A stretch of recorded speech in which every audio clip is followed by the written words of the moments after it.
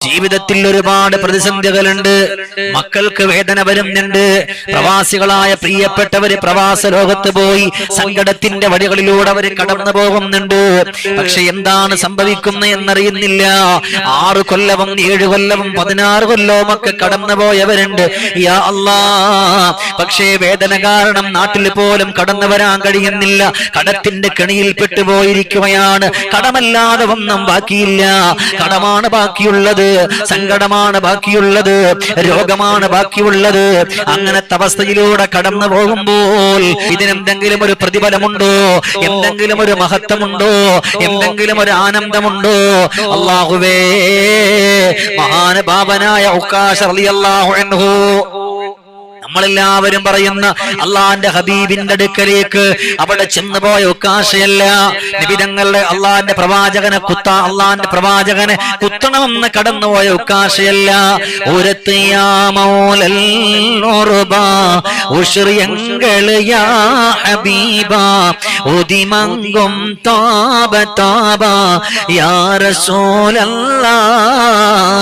പെരിയോനോ മൈറക്കൈ പേശം ജിന്നിൻ സിടക്കൈ പിരിശം റസൂലദാക്കൈ യാ നജി അല്ലാഹ്. അള്ളാന്റെ പ്രവാചകരുടെ മുമ്പിലേക്കൊന്ന് കടന്നുപോയ ഉഖാശ റളിയല്ലാഹു അൻഹുവിന്റെ കഥയല്ല, പിന്നാരുടെ കഥയെന്നറിയുമോ? അല്ലാഹുവേ, താബഈ പണ്ഡിതനായിരുന്ന ഉഖാശ റളിയല്ലാഹു അൻഹുവാണ്. അങ്ങനെ ഉള്ള താബഈ പണ്ഡിതനായിരുന്ന ഉഖാശ റളിയല്ലാഹു അൻഹു നീറുന്ന മനസ്സോടെ, ഹൃദയത്തോടെ, സങ്കടത്തോടെ, ബുദ്ധിമുട്ടോട് കൂടിയിട്ട് കടന്നു വരികയാണ്. എവിടെയാ വരുന്നതെന്നറിയുമോ?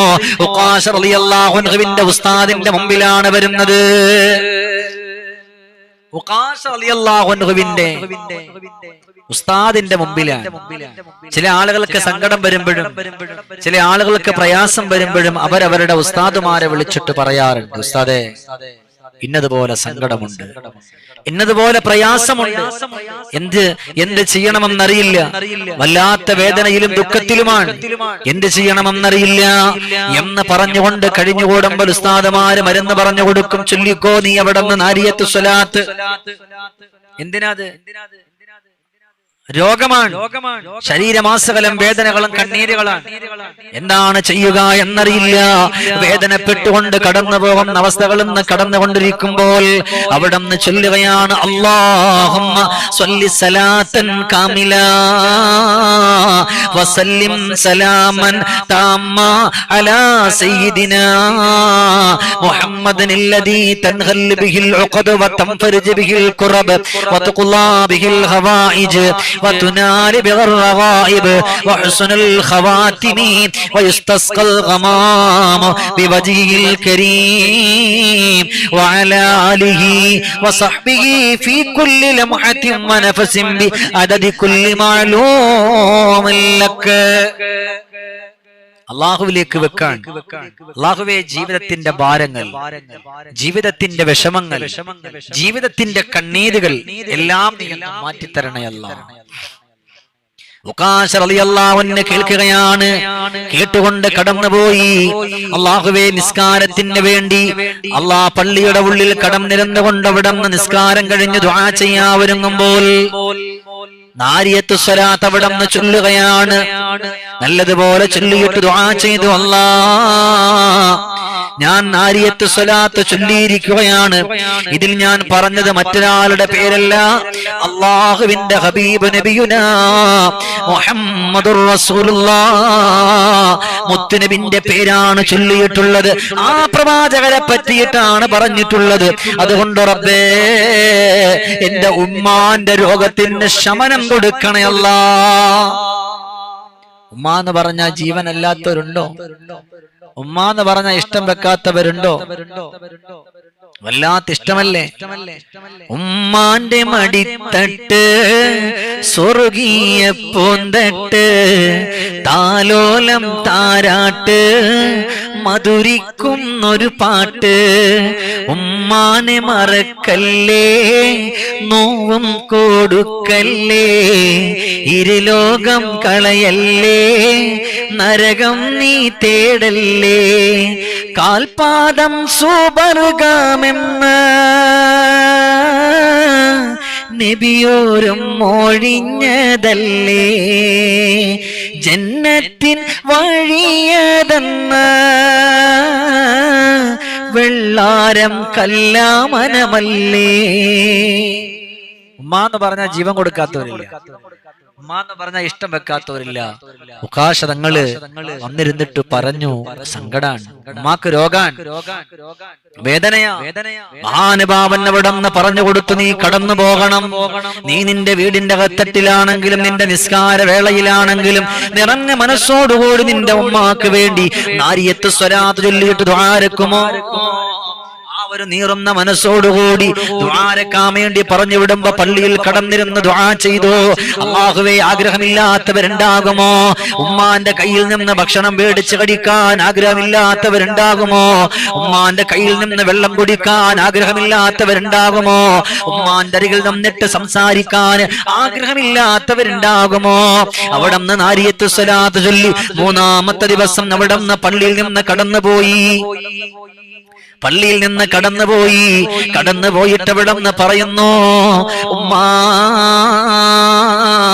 ഞാൻ വന്നത് എവിടെ നിന്നറിയുമോ? പരിശുദ്ധമായ പവിത്രമായ പള്ളിയുടെ അകത്തട്ടിൽ നിന്നാണ്. എന്റെ ഉമ്മക്ക് വേണ്ടി ഞാൻ നാരിയത്ത് സ്വലാത്ത് ചൊല്ലി കൊണ്ടവിടെ നിന്ന് രോഗത്തോടെ കടന്നിരിക്കുന്ന ഉമ്മാന്റെ അരികത്ത് പോയി. അരികത്തിരുന്നിട്ട് ഉമ്മാന്റെ തലയിലൊന്ന് കൈവച്ചിട്ട് ചൊല്ലാൻ തുടങ്ങി, അല്ലാഹുമ്മ സ്വല്ലി സലാത്തൻ കാമില വസല്ലിം സലാമൻ തമ്മാ. നിറഞ്ഞ മനസ്സോടുകൂടി നാരിയത്ത് സ്വലാത്ത് അവിടന്ന് ചൊല്ലി. അങ്ങ് ചൊല്ലിയിട്ട് അവിടന്ന് നീറുന്ന മനസ്സോടുകൂടിയിട്ട് നാരിയത്ത് സ്വലാത്ത് ഒന്ന് ചൊല്ലിയിട്ട് ഉമ്മാന്റെ തലയിലേക്ക് അങ്ങ് ഓതുകയാണ്. അല്ലാഹുവേ, അതുവരെ സംസാരിക്കാത്ത ഉമ്മ, നടക്കാത്ത ഉമ്മ, മകനെ വിളിക്കുന്ന മോനെ, എന്റെ ശരീരത്തിന്റെ രോഗം മാറിയതുപോലെ, ആരോഗ്യം വന്നതുപോലെ, എന്റെ എത്രയോ സന്തോഷം എന്റെ ജീവിതത്തിൽ തെളിഞ്ഞതുപോലെ എനിക്ക് അനുഭവപ്പെടുന്ന മോനെ, അൽഹംദുലില്ലാഹ്, അൽഹംദുലില്ലാഹ്, അൽഹംദുലില്ലാഹ്, എനിക്ക് സന്തോഷം വന്ന മോനെ എന്ന് പറഞ്ഞുകൊണ്ട് അവിടെ നിന്ന് വിളിച്ചു പറയുമ്പോൾ, എന്തുകൊണ്ടാണ് രോഗം മാറിയത്?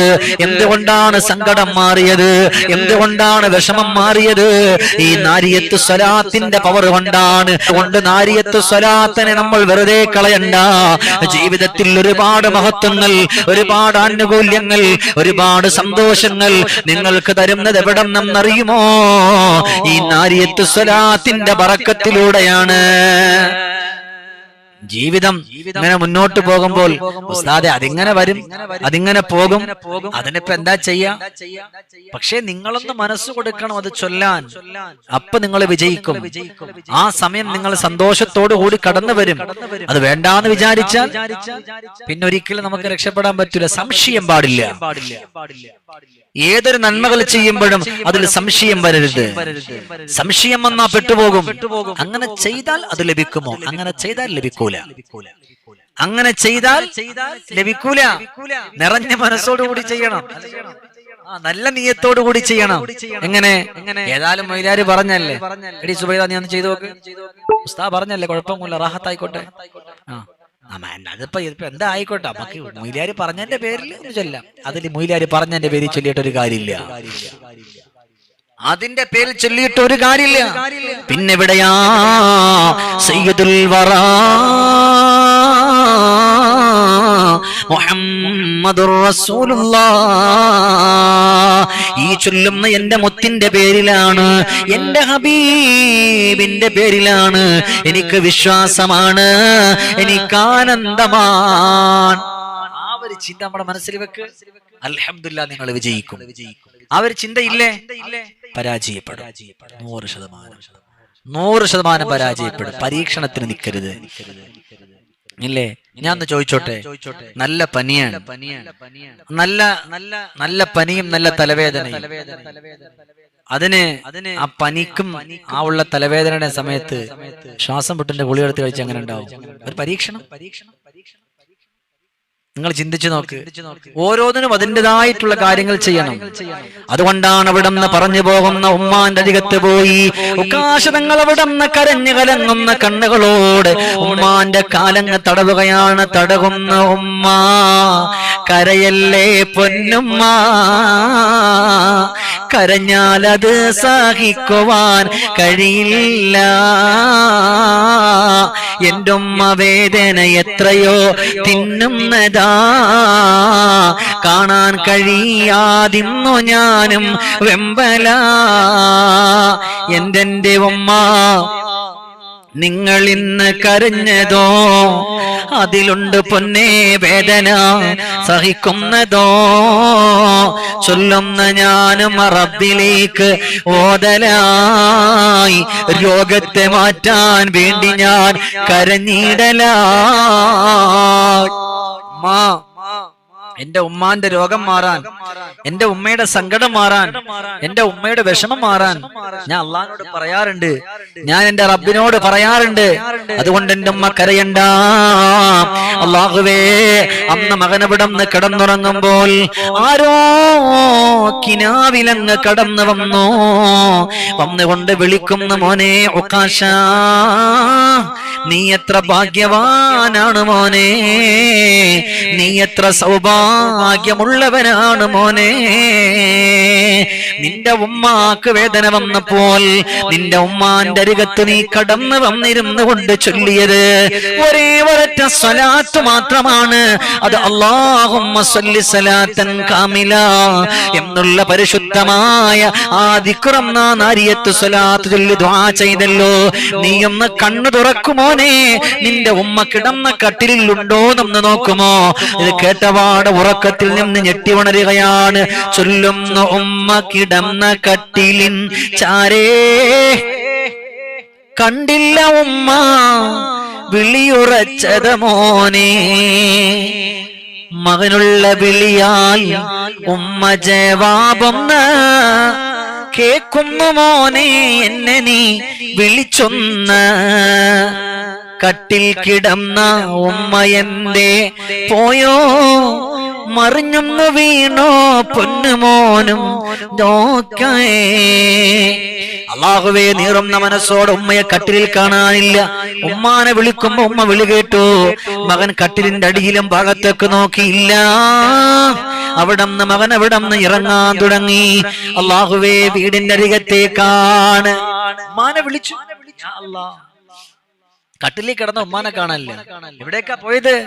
മകൻ എവിടെന്ന് വിളിച്ചു, മോനെ ഞാൻ ഇവിടെ ഉണ്ടടാ, നീ എന്റെ അരികത്തേക്ക് വാ. ഉമ്മ എവിടെയാണ് എന്റെ ഉമ്മ? ചൊല്ലുമ്പോഴതാ അടുക്കളയുടെ ചാരത്ത് ഉമ്മ മകനിക്ക് വെള്ളമുണ്ടാക്കുകയാണ്. പ്രിയപ്പെട്ട ഉമ്മ പുന്നാര മകനെ എവിടെന്ന് വിളിച്ചു. അവിടെന്ന് പുന്നാര മകനിക്ക് എവിടെന്ന് വെള്ളം കൊടുക്കുമ്പോൾ അല്ലാഹുവേ, ഉമ്മാന്റെ കവിൾത്തടത്തിൽ കെട്ടിപ്പിടിച്ചിട്ട് തുരുതുരാ മുത്തം കൊടുത്ത് അവിടെന്ന് ഉമ്മയോട് പറയുന്ന, ഉമ്മ എനിക്ക് വല്ലാതെ സന്തോഷമായി ഉമ്മ.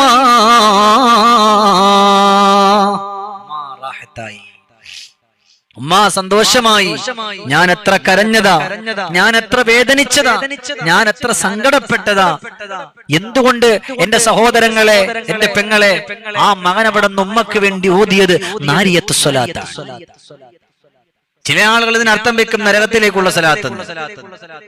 അന്തല്ലെങ്കിൽ പിന്നെ എന്താ ചെയ്യാ? എല്ലാം കരിച്ചു കളയാൻ, എല്ലാ സങ്കടങ്ങളും മാറ്റിക്കളയാൻ, എല്ലാ ദുഃഖങ്ങളും മാറ്റിക്കളയാൻ പറ്റുന്ന നാരിയത്ത് സ്വലാത്ത്. അതിന് ചില ആളുകൾ പറയും, ഇത് ചൊല്ലുന്നവർക്ക് മുഴു ഭ്രാന്താണ്. ഇത് പറയുന്നവർ ആദ്യം പിടിച്ചു കൊണ്ടുവരണം, അത് വേറെ കാര്യം. അങ്ങനെയുള്ള ആളുകളുണ്ട്. സുബ്ഹാനല്ലാഹ്. അല്ലാഹു നമ്മളെ മുഴുവനും രക്ഷപ്പെടുത്തട്ടെ. നാരിയത്ത് സ്വലാത്തിന് പവർ ഉണ്ടെന്നാൽ എപ്പോഴും ദ്വാരക്കുമ്പോൾ അല്ലാഹുവേ, നമ്മുടെ വാട്സപ്പിലൂടെ, ഫേസ്ബുക്കിലൂടെ, അതേപോലെ തന്നെ അല്ലാഹുവേ നമ്മുടെ യൂട്യൂബിന്റെ ചാനലുകളോട് കമന്റുകളുടെ അടിയിൽ കാണാം, ശരീരം പൊട്ടി ഒലിക്കുന്നുണ്ട്, ശരീരം ചൊറിയുകയാണ്. ഉസ്താദേ എന്താ ചെയ്യാന്നറിയില്ല, എത്ര മരുന്ന് കഴിച്ചിട്ടും മാറണില്ല, എത്ര മരുന്ന് കഴിച്ചിട്ടും മാറുന്നില്ല.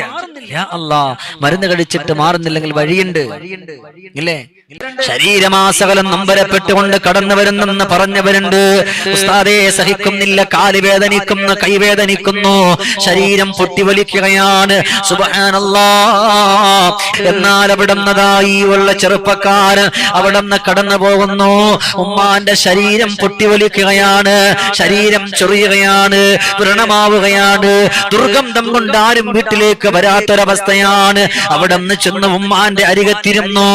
അവിടുന്ന് ചൊല്ലുകയാണ്, അല്ലാഹുമ്മ സ്വല്ലി സലാത്തൻ കാമില വസല്ലിം സലാമൻ തമ്മാ. നാരിയത്ത് സ്വലാത്ത് അവിടുന്ന് ചൊല്ലുകയാണ്. നിറഞ്ഞ മനസ്സോടെ പ്രിയപ്പെട്ട ഉമ്മാന്റെ ശരീരത്തേക്ക് അങ്ങോതുകയാണ്. അല്ലാഹുവേ, ദിവസങ്ങൾ കഴിഞ്ഞില്ല, ഉമ്മാന്റെ രോഗം അല്ലാഹു ശിഫ കൊടുക്കുകയാണ്. ദിവസങ്ങൾ, മാസങ്ങൾ എടുത്തില്ല, ഉമ്മാന്റെ ആ രോഗം അവിടെ നിന്ന് മാറ്റിക്കൊടുത്തു, ആ സങ്കടം അവിടെ നിന്ന് മാറ്റിക്കൊടുത്തു, ആ ദുഃഖം അവിടെ നിന്ന് മാറ്റിക്കൊടുത്തു. അൽഹംദുലില്ലാ. അല്ലാഹു നമ്മളെ ഖബൂലാക്കട്ടെ, അല്ലാഹു നമ്മളെ സ്വീകരിക്കട്ടെ, അർഹമായ പ്രതിഫലം അല്ലാഹു നമുക്ക് ഈ വീട്ടിൽ നൽകി അനുഗ്രഹിക്കട്ടെ. അതുകൊണ്ട് എപ്പോഴും ആ ഒരു വഴി നമുക്ക്, നമ്മുടെ മുത്ത് അള്ളാഹിന്റെ പ്രവാചകരുടെ പേരിൽ നമുക്കൊരു സന്തോഷം കണ്ടെത്താൻ കഴിഞ്ഞില്ലെങ്കിൽ പിന്നെ നമുക്ക് മനുഷ്യരെന്ന് പറഞ്ഞിട്ട് എന്ത് കാര്യമുള്ളത് ഇല്ലേ? ഇഷ്ടം മദീനത്തെ പ്രിയമുള്ള നൂറേ, ഇഷ്ടത്തോടാണെന്റെ ത്വാഹ റസൂലേ. പലരും മദീനത്തെ കണയുന്ന നേരം കണ്ണീര് വാർത്ത് ഇരിക്കുന്നു ഞാനേ. ഇഷ്ടം മദീനത്തെ പ്രിയമുള്ള നൂറേ, ഇഷ്ടത്തേനാണെന്റെ ത്വാഹ റസൂലേ.